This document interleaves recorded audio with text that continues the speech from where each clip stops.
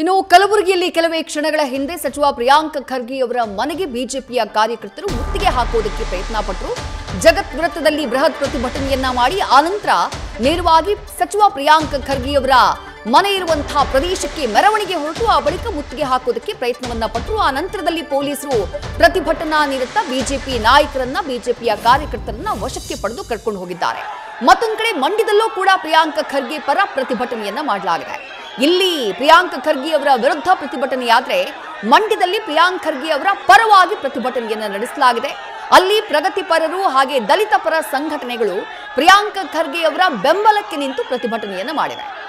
ಮಂಡ್ಯದ ಸಂಜಯ್ ಸರ್ಕಲ್ನಲ್ಲಿ ಸಚಿವರ ಪರವಾಗಿ ಪ್ರತಿಭಟನೆಯನ್ನ ನಡೆಸಲಾಗಿದೆ.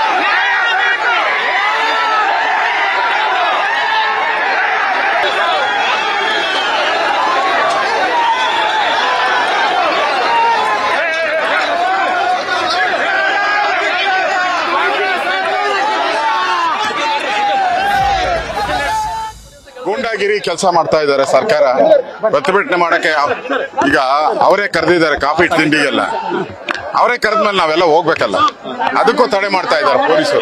ಒಂದ್ ರೀತಿ ಪೊಲೀಸರ ಮುಖಾಂತರ ಸರ್ಕಾರ ಗೂಂಡಾಗಿರಿ ಮಾಡಿಸ್ತಾ ಇದೆ. ಇದು ಒಳ್ಳೇದಲ್ಲ. ಪ್ರಜಾಪ್ರಭುತ್ವದಲ್ಲಿ ಇದು ಪ್ರತಿಭಟನೆ ಮಾಡೋ ಹಕ್ಕು ವಿರೋಧ ಪಕ್ಷದ ಹಕ್ಕದು. ನಮ್ಮ ಹಕ್ಕು, ನಮ್ಮ ಹಕ್ಕನ್ನೇ ಕಸಿತಾ ಇದ್ದಾರೆ. ಇಡೀ ರಾಜ್ಯದಲ್ಲಿ ವಿರೋಧ ಪಕ್ಷದ ಹಕ್ಕನ್ನ ಕಸಿದು ದಮನ ಮಾಡುವಂತ ಈ ನವಾಬರ ಆಡಳಿತಕ್ಕೆ ಧಿಕ್ಕಾರ. ಇದು ಅವರಿಗೆ ನ್ಯಾಯ ಕೊಡಿಸೋವರೆಗೂ ನಮ್ಮ ಹೋರಾಟ ಮುಂದುವರಿಯುತ್ತದೆ. ನ್ಯೂಸ್ ಫಸ್ಟ್, ನಿರ್ಭೀತಿಯಿಂದ ನಿಮ್ಮ ಪರವಾಗಿ.